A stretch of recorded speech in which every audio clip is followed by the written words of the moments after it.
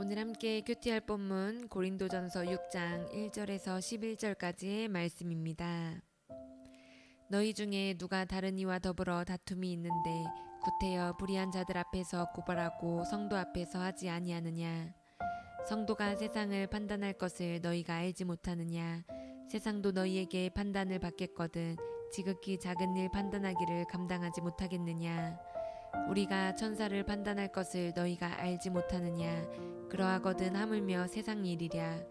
그런즉 너희가 세상 사건이 있을 때에 교회에서 경히 여김을 받는 자들을 세우느냐. 내가 너희를 부끄럽게 하려 하여 이 말을 하노니 너희 가운데 그 형제 간의 일을 판단할 만한 지혜 있는 자가 이같이 하나도 없느냐.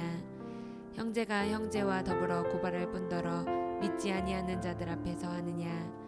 너희가 피차 고발함으로 너희 가운데 이미 뚜렷한 허물이 있나니 차라리 불의를 당하는 것이 낫지 아니하며 차라리 속는 것이 낫지 아니하냐. 너희는 불의를 행하고 속이는구나. 그는 너희 형제로다. 불의한 자가 하나님의 나라를 유업으로 받지 못할 줄을 알지 못하느냐. 미혹을 받지 말라. 음행하는 자나 우상 숭배하는 자나 간음하는 자나 탐색하는 자나 남색하는 자나 도적이나 탐욕을 부리는 자나 술 취하는 자나 모욕하는 자나 속여 빼앗는 자들은 하나님의 나라를 유업으로 받지 못하리라. 너희 중에 이와 같은 자들이 있더니 주 예수 그리스도의 이름과 우리 하나님의 성령 안에서 씻음과 거룩함과 의롭다 하심을 받았느니라. 아멘. 오늘 본문은 고린도 교회 두 성도 사이에 발생한 소송건에 대해 바울의 권면을 다루고 있습니다. 고린도 교회 한 성도가 다른 성도에게 금전적인 사기를 쳤기 때문에 그것을 소송한 사건이 발생했습니다. 이런 일이 교회 안에 발생한 것도 충격적이지만 더 심각한 문제는 금전적인 피해를 당한 사람이 자신을 속인 성도를 판사들에게 고발한 것입니다. 당시 법정은요, 많은 사람들이 웅집해 있는 시장에 탁 트인 곳에 위치하고 있었습니다. 그래서 소송을 걸고 싶은 사람은 그곳에 있는 판사들에게 고소할 대상자를 데리러 가야 했습니다. 그렇다면 소송이 발생할 때마다 많은 사람들에게 그 소송에 대한 소문이 퍼져나가고 그것이 사회적으로 알려지는 것은 당연한 일이었겠죠. 바울은 바로 이 문제를 지적하고 있습니다. 우리 1절 말씀입니다. 너희 중에 누가 다른 이와 더불어 다툼이 있는데 구태여 불의한 자들 앞에서 고발하고 성도 앞에서 하지 아니하느냐. 바울은 성도 사이에서 이런 금전적인 속임이 발생한 것도 가슴이 아팠지만 무엇보다 이 문제를 가지고 하나님을 믿지 않는 세상의 판사에게 찾아간 것에 충격을 받았습니다. 왜냐하면 하나님의 뜻과 가치관을 받은 성도가 자신들 사이에 발생한 문제를 해결하기 위해서 하나님의 뜻과 가치관을 전혀 모르는 세상의 판사를 의지했다라는 것은 그 자체로 이미 교회로서의 실패를 의미했기 때문입니다. 그런데 이 부분에 대해서 아마 이해가지 않는 분도 계실 것이라 생각합니다. 아니, 교회 안에 성도들 사이에 발생된 문제를 해결하기 위해서 법정을 찾는 것이 왜 잘못됐습니까? 라고 반문할 수 있기 때문입니다. 이것은요, 바울이 생각하고 있는 교회의 정체성에 따라 이해해야 되는 문제입니다. 바울은 교회를 어떤 관점으로 바라봤냐 하면요, 바로 종말론적인 관점으로 교회를 바라봤습니다.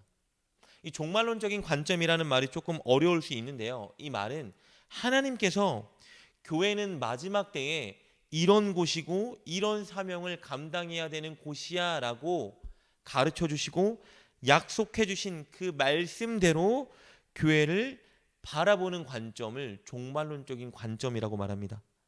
그렇다면 바울이 어떤 종말론적인 관점으로 교회를 바라봤을까요? 우리 2절과 3절 말씀입니다. 성도가 세상을 판단하는 것을 너희가 알지 못하느냐? 세상도 너희에게 판단을 받겠거든 지극히 작은 일 판단하기를 감당하지 못하겠느냐? 우리가 천사를 판단할 것을 너희가 알지 못하느냐? 그러하거든 하물며 세상 일이랴. 교회는 세상을 판단하는 곳입니다. 이것이 바울이 바라본 교회의 정체성입니다. 그러나 오해하지 말아야 될 것은요, 지금 현재 교회가 세상을 심판하고 판단하는 곳이라는 말이 아닙니다. 마지막 때 예수님이 재림하실 때 예수님이 세상을 심판하실 텐데 그때 교회가 예수님의 심판에 동참한다는 의미입니다. 예수님께서 세상과 타락한 천사들을 심판하실 때 교회는 예수님 편에 서서 그 심판에 동참하는 곳입니다. 그렇다면 세상을 심판하는 곳이라는 이 교회의 정체성은 오늘 우리에게 어떤 의미를 줄까요? 그것은 교회는 세상을 판단해야 되는 곳이지 세상의 판단을 받는 곳이 아니라는 의미입니다. 즉 교회는 세상의 판단 기준을 제시해 주어야 되는 곳이지 판단 당할 짓을 하면 안 되는 곳이라는 의미입니다. 하나님께서 이 타락한 세상 속에 교회를 주신 이유는요. 타락한 세상이 어떤 기준으로 살아가야 할지를 우리 교회가 삶으로 보여주고 제시하여서 그들도 그런 기준으로 살아가도록 만들기 위해서 우리를 세상에 세우신 것입니다. 세상이 어떤 유행을 추구하고 무엇을 따라가든지 교회는 하나님의 말씀과 가치관을 살아내야 하고 그것을 통해 세상이 이렇게 사는 것이 옳은 것이구나 라는 것을 제시해 주는 곳이 되어야 한다는 것입니다. 그런데 교회 성도들 안에 발생한 이 사소한 문제를 교회 안에서 하나님의 가치관으로 해결하지 못하고 세상 사람들에게 그 일에 대해 심판을 받고 있으니 교회의 정체성을 완전히 상실해 버린 것이죠. 이 문제를 통해서 세상 사람들은 교회를 보면서 교회도 세상과 똑같은 곳이네. 아니 교회가 더하네. 라는 평가를 듣게 되었기 때문입니다. 바울은 5절을 통해서 볼 수 있듯이 교회 공동체를 향해 답답함을 호소하고 있습니다. 너희들이 이 문제를 해결할 지혜와 권위도 없어서 이 문제를 세상으로 가져갔느냐라고 반문하고 있습니다. 그리고 연이어서 그 문제를 일으킨 두 당사자를 질책하는데요. 먼저는 형제를 고소한 사람에게 쓴소리를 던집니다. 우리 7절 말씀입니다. 너희가 피차 고발함으로 너희 가운데 이미 뚜렷한 허물이 있나니 차라리 불의를 당하는 것이 낫지 아니하며 차라리 속는 것이 낫지 아니하냐. 7절은 이런 뜻입니다. 이미 고소한 것으로 인해서 교회에 먹칠이 되었다.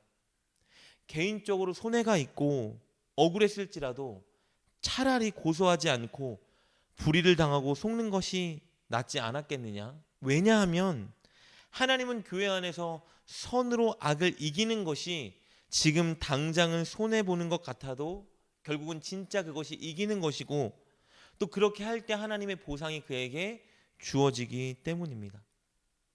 그리고 그 다음으로는 금전적인 이익을 위해서 형제를 속인 자를 질책합니다. 우리 8절 말씀입니다. 너희는 불의를 행하고 속이는구나. 그는 너희 형제로다.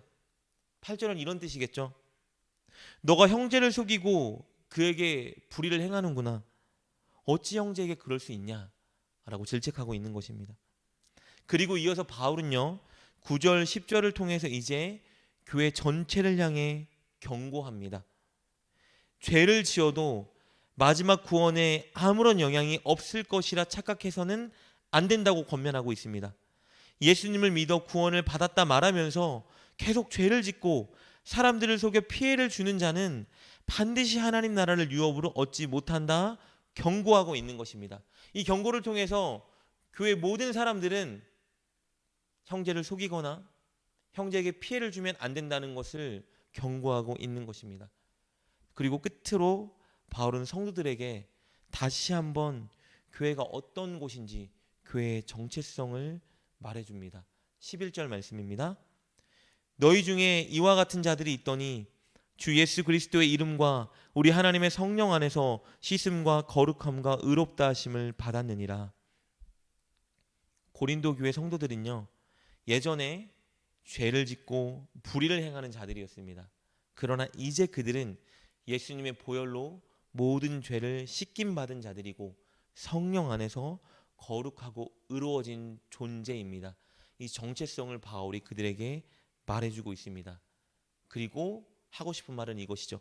그러니 남을 속여 남의 것을 빼앗는 일이나 세상에게 판단받고 지탄받는 일을 멈춰야 한다. 오직 깨끗하고 새로워진 자들답게 예수님의 가르침과 하나님 나라의 가치관으로 인생을 살아야 한다. 이 권면을 하고 있는 것입니다. 바울은 이렇게 어제 본문에 이어서 오늘 본문에서도 교회의 정체성을 강조하고 있습니다.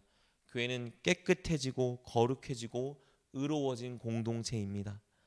그리고 교회는 세상이 따라야 할 기준을 제시해주는 공동체입니다.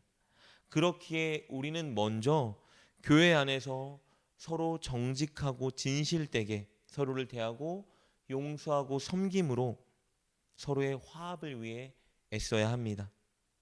죄의 요소를 제거하고 늘 예수님 말씀을 따라 살아갈 수 있도록 서로 잡아주고 격려하며 권면해야 하는 곳이 되어야 합니다.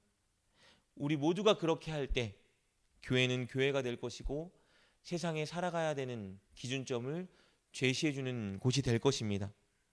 저와 여러분 모두가 이 교회의 정체성을 지키기 위해 힘썼으면 좋겠습니다. 그리하여 우리 교회가 세상에 빛이 되고 그들이 인생을 어떻게 살아가야 될지 보여주는 아름다운 교회다운 교회가 될 수 있기를 주님의 이름으로 축복합니다. 기도하겠습니다. 하나님, 우리가 늘 예수님의 말씀과 하나님 나라의 가치관으로 살아가게 하여 주옵소서. 우리가 늘 세상의 빛과 소금이 되기 위해서 서로를 잡아주고 격려하며 권면하고 하나 되기 위해 힘쓰게 하여 주옵소서. 그리하여 세상이 어떻게 살아가야 할지 기준을 제시해주고 그들을 주님께로 인도하는 교회가 되게 하옵소서. 예수님의 이름으로 기도드립니다. 아멘. 오늘 말씀을 통해 깨닫고 결단한 것은 무엇입니까? 그것을 붙들고 하나님께 기도합시다. 그리고 그렇게 실천하며 하루를 살아가는 여러분 되시길 주님의 이름으로 축복합니다.